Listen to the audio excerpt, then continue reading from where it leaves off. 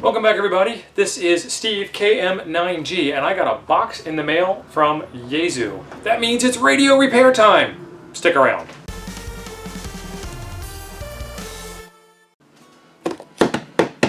I got parts in. These are for a different project coming up, FT-240-43 toroids. I'm looking at making a 100-watt portable antenna, so stay tuned for that one.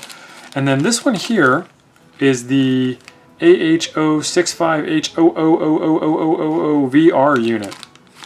I don't know what VR stands for, but that's what they call it. And I'm going to try and dig in and do this repair today. Well, I guess I'm not going to try. It's going to happen. This repair will get finished.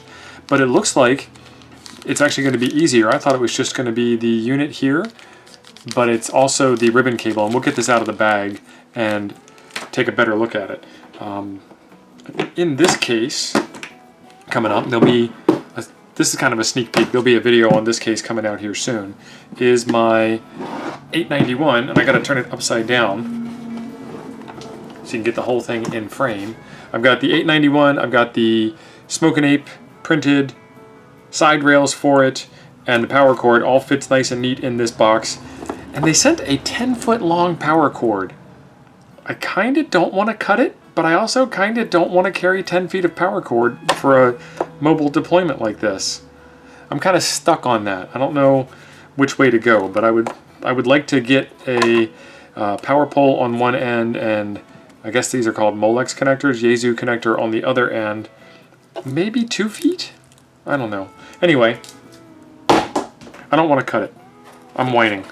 But that's what we get to do as hams. That's part of our license. We get to whine, right? All right, let's get this case out of the way.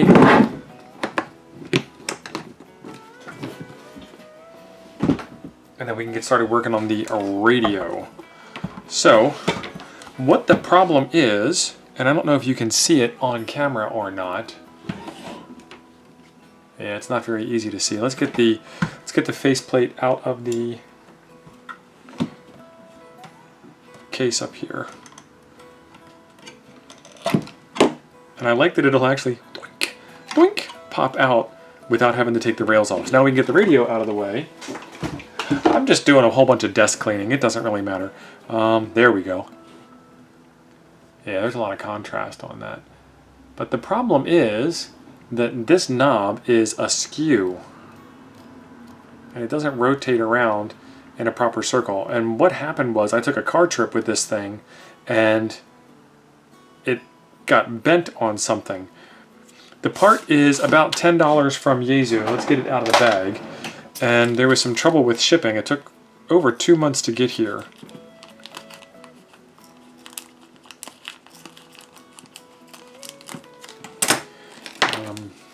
But here's the part in better detail. So we've got the inner turn, which is your volume, and the outer turn, which is your RF gain or your squelch knob, and then it has this little lead off the back. And I'm thinking that we can just undo it from the head of the radio and undo this, snap this back in, and then do it back up. We shall see. Phillips head screws. Might need to put on my old man glasses for this. Alright, so 4 screws, those are all the same size. We'll put those off to the side. Put these scissors away too. Okay, now to get the boards out of the way. Yep, I think that's the cable right there that I need to replace. 2 screws, those screws are both the same length, that's good. Okay, so the knobs are in the way. And they should just slide right off. Yep, alright. They needed a little more persuasion than I wanted to give them, but they did give up the ghost in the end there. I'm going to unplug this here. This cable here to get it out of the way. There we go. I'm trying to undo as little as possible to get this project done, because the more you undo, the more you got to redo. Okay, so that other knob is screwed in the front.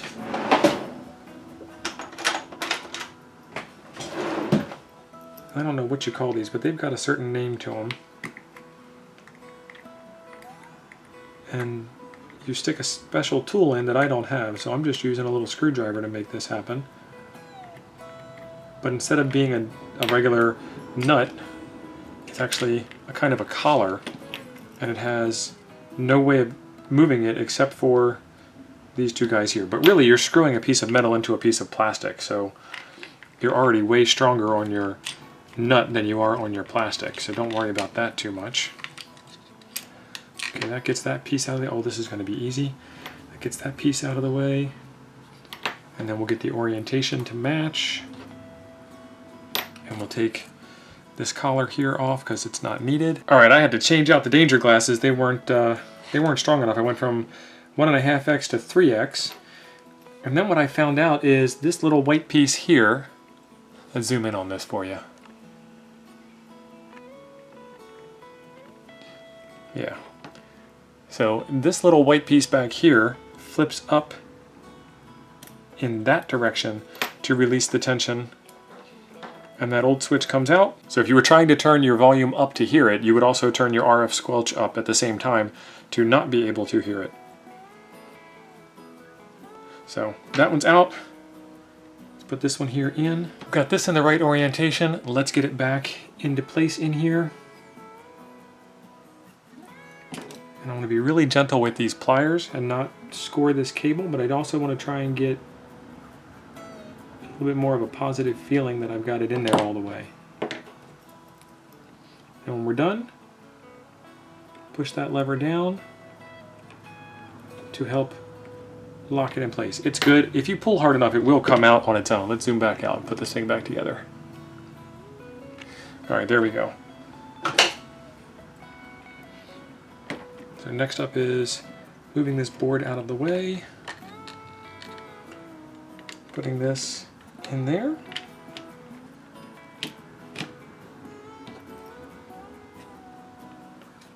Don't forget these cables over here.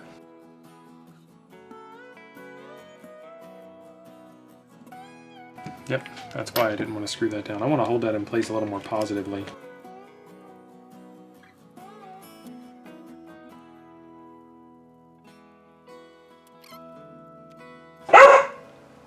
Thank you. Thank you. Thank you. All right, what are we barking at? Hold on. Nothing like trying to perform delicate surgery with a dog barking in the background. All right. That's back in place. That's back in place. And then I want to gently fold this cable up. Again, I'm not really putting any pressure on it.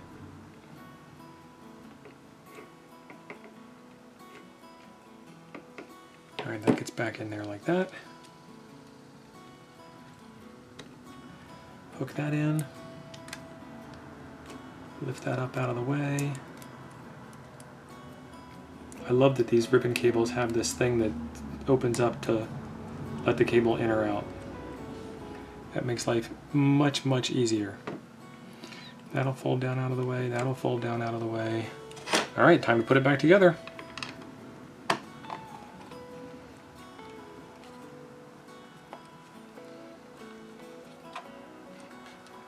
Alright, that fits on just fine. Thought I was going to forget those screws, didn't you?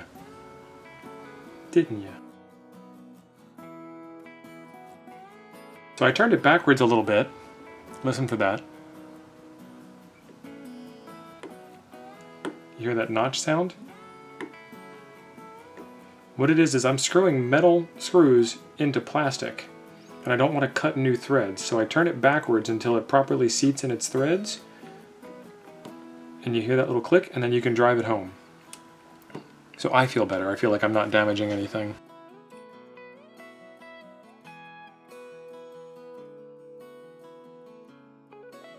Now I put the knobs back on. And then this knob is keyed. That's good. And this knob is keyed. So make sure you get all the keys lined up in the right direction. All right, all the way off, all the way on, that's perfect. And it's only moving one knob at a time. That's perfect. All right, let's get the whole radio back together and see if we didn't let any smoke out.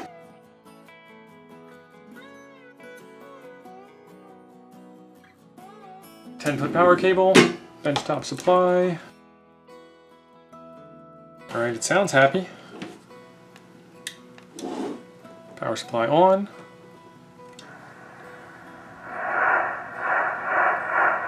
Volume works. And squelch works.